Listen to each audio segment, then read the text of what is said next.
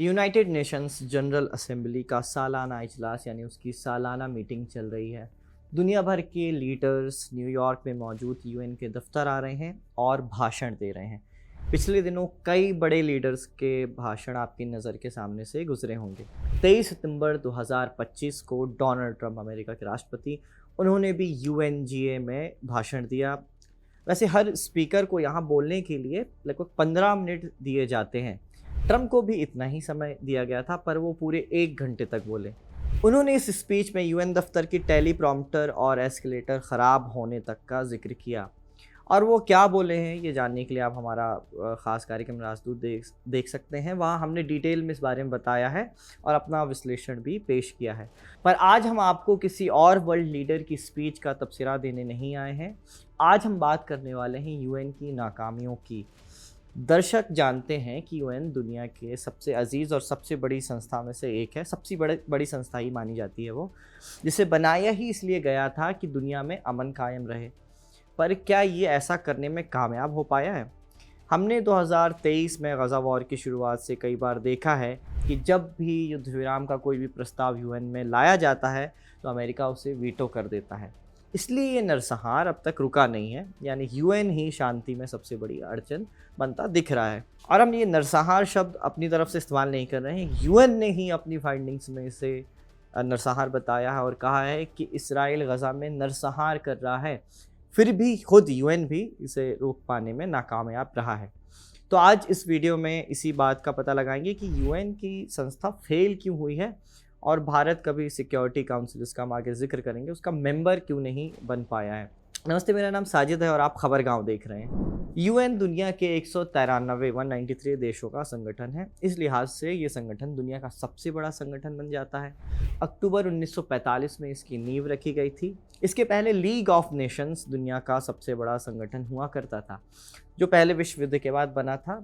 इसलिए दूसरे world war के बाद इसे ख़त्म कर दिया गया लीग ऑफ नेशंस को और बनाया गया यूएन यानी यूनाइटेड नेशंस। फिर 50 देश साथ में बैठकर मिले और यूएन का चार्टर तैयार किया गया। इसका सबसे बड़ा मकसद था कि आगे कोई और भी युद्ध ना हो और इस आशंका को ही मिटा दिया जाए, ये इंश्योर करना।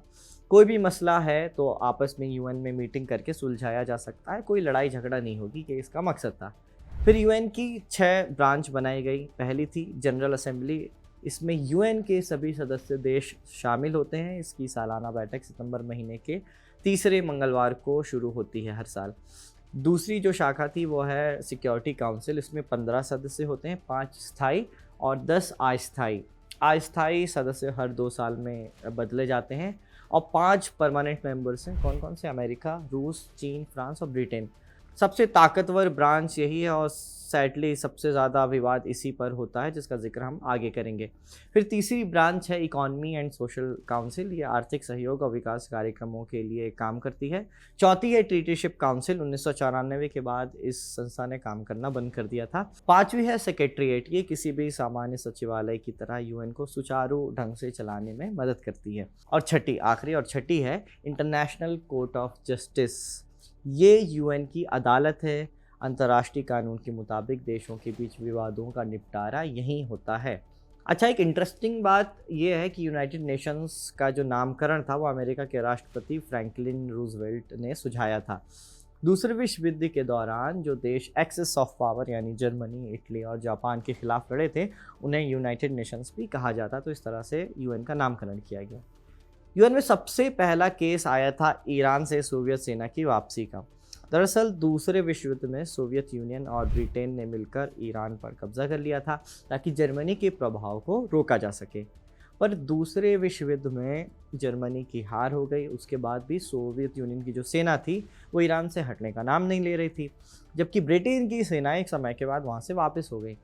सोवियत सेना ने ईरान में आंतरिक कलह फैलाने की भी कोशिश की, ऐसे आरोप लगते हैं। आरोप ये लगे कि उसने ईरान के अज़रबैजान रीजन में कुछ अलगाववादी गुटों को समर्थन देना शुरू कर दिया है। ईरान का ही एक रीजन है, अलग देश भी है और ईरान का रीजन भी है। इस बात से ईरान नाराज़ था और वो अपना केस यूएन में लेकर गया कि यहाँ से सेना की वापसी होना चाहिए और उसका फिर निपटारा आगे जाके कर दिया गया था। यानी सफलतापूर्वक ये केस सुलझ गया था यूएन में। पर ये उन चंद केसेस में एक था जिसे यूएन ने सफलतापूर्वक सुलझा लिया था। ज़्यादातर केस अब तक सुलझे नहीं हैं यहाँ पे, उनका आज तक कोई हल नहीं निकल पाया है। उसका सबसे बड़ा उदाहरण इसराइल और फ़िलिस्तीन का विवाद है। दूसरे विश्व युद्ध के बाद सबसे विवादित मुद्दा दुनिया में यही रहा है अब तक। लाखों लोगों की जान गई है इस विवाद की वजह से। इसलिए जब ब्रिटेन ने यह इलाका जीता फर्स्ट वर्ल्ड वॉर के वक्त, तो उसने 1947 में ही ये मामला यूएन को सौंप दिया। कुछ साल बाद, मतलब जब फर्स्ट वर्ल्ड वॉर के बाद जीता और कुछ साल के बाद जब उससे ये सब संभला नहीं, तो 1947 में उसने यूएन में ये मामला सौंप दिया। फिर पार्टीशन प्लान आया जिसे आज तक लागू नहीं करवा पाया है ब्रिटेन या पूरी दुनिया मिलकर भी। सोचिए उस समय जिस यूएन के महज 33 सदस्यों ने इसराइल को मान्यता दी थी, आज 157 देशों की मान्यता के बावजूद फ़िलिस्तीन एक देश नहीं बन पाया है। पर बात सिर्फ इसराइल फ़िलिस्तीन की नहीं है। यूएन कई ऐसे केस हैंडल करने में विफल रहा है, जैसे सीरिया का गृह युद्ध हो। लीबिया में स्थिरता लाने के लिए तो उसने अपनी पीस कीपिंग फोर्स भी भेजी थी, लेकिन वो कामयाब नहीं हुआ था। फिर यमन के गृह युद्ध में भी वो कुछ नहीं कर पाया। अफ्रीकी देशों में गरीबी है, भुखमरी है, कई देशों में राजनीतिक अस्थिरता है। वेस्ट अफ्रीका में तो लगातार कू हो रहे हैं, जिसकी वजह से कू बेल्ट भी नाम दे दिया गया है उस इलाके का, और वहाँ पे आतंकवाद एक बड़ी समस्या बनकर उभरा ही है। पर यूएन यहाँ पर भी फेल हुआ है। ऐसे में सवाल उठता है कि इस असफलता की वजह क्या है। 5 बिंदुओं में हम ये आपको समझाने की कोशिश करते हैं। नंबर 1, सबसे बड़ी वजह सबसे पहले आपको बता देते हैं, जो है यूएनएससी यानी यूनाइटेड नेशन सिक्योरिटी काउंसिल। इसके 5 परमानेंट मेंबर हैं, उनके पास जो वीटो का पावर है वही सबसे बड़ी दिक्कत है। जब भी किसी बड़े मुद्दे पर ये सब सहमत हो जाते हैं, पर उनमें से कोई एक भी अगर असहमत रहता है तो वो नो बोल देता है और प्रस्ताव को वीटो लगाकर खारिज कर देता है। जैसे रूस यूक्रेन युद्ध में रूस ने अपने खिलाफ लाए गए सभी प्रस्तावों को वीटो कर दिया। इसराइल के खिलाफ लाए गए प्रस्ताव को अमेरिका वीटो करता आया है, हमेशा ही करता है। और चीन, फ्रांस और ब्रिटेन भी अपने फ़ायदे के हिसाब से ऐसा ही करते रहते हैं। ऐसे में सवाल पैदा होता है कि ये 5 देश ही क्यों, यूएन के परमानेंट मेंबर ये 5 देश ही क्यों बने हैं, कोई और इस लिस्ट में अभी तक शामिल क्यों नहीं हो पाया है। अमेरिका, ब्रिटेन और सोवियत संघ, ये तीनों देश विश्व युद्ध के विजेता थे। इन्होंने ही यूएन की नींव रखी थी, सो इनका स्थायी सदस्य बनना लाजमी था। चौथा देश था चीन।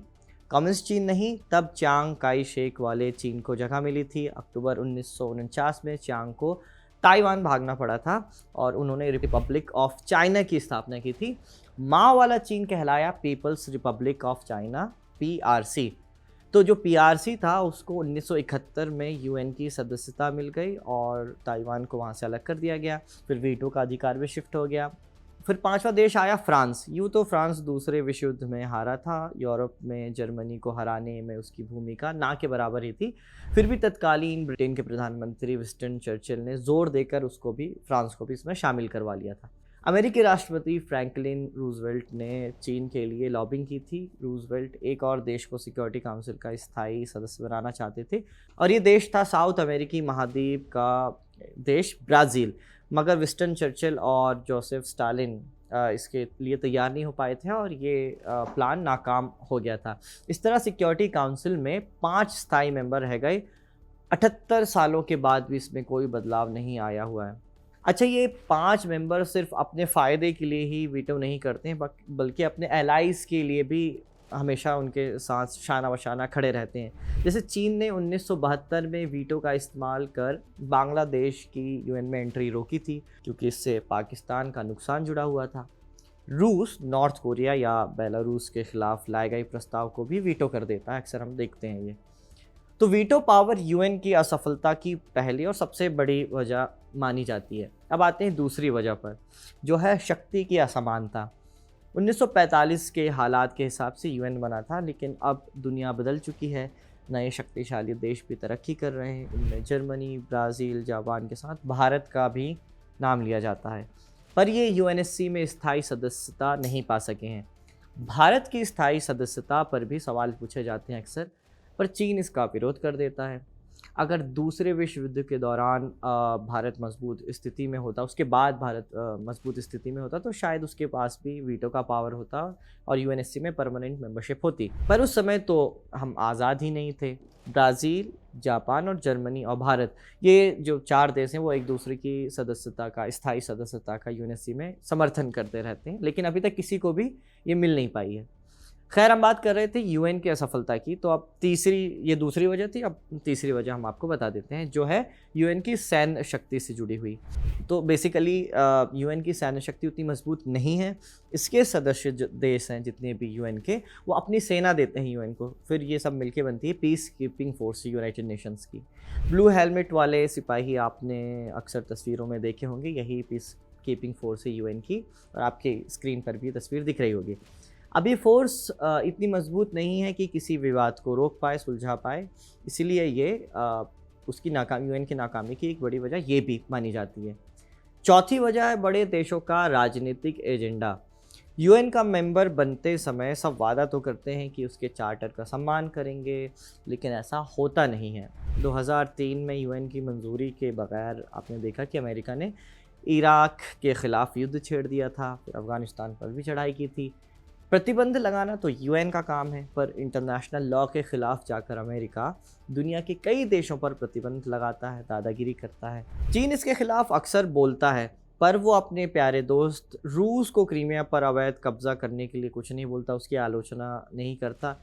है तो ये भी यूएन चार्टर का उल्लंघन, लेकिन चीन बोलता कुछ नहीं है क्योंकि सबका अपना राजनीतिक एजेंडा है। फिर पाँचवीं वजह है धीमी प्रक्रिया। यूएन की कोर्ट में केस जाए तो सालों चलता है। अगर कोई अपराध साबित हो जाए तो अपराधी पकड़ में नहीं आता, क्योंकि यूएन की खुद की कोई पुलिस नहीं है। कोई प्रस्ताव पास करना हो तो उसकी भी लंबी प्रक्रिया है। फिर पैसों का मसला यूएन के साथ तो है ही, उसकी फंडिंग कम कर दी जाती है, काट दी जाती है। अभी आपने हाल ही में सुना होगा कि अमेरिका भी ये कोशिश कर रहा है और ऐलान भी किया, कुछ एक फंडिंग रोकी भी थी और मज़ीद ये कोशिश भी कर रहा है कि और भी फंडिंग यूएन की रोकी जाए। तो ये वो बिंदु थे जिनकी वजह से यूएन को एक असफल संस्था माना जाता है और उसके सामने ये चुनौतियाँ हैं। आप इस पर क्या सोचते हैं, हमें कमेंट कर ज़रूर बताएं। ये वीडियो आपके लिए रिकॉर्ड की थी हमारे साथी सर्वेश ने। मेरा नाम है साजिद, देखते रहिए खबर गाँव।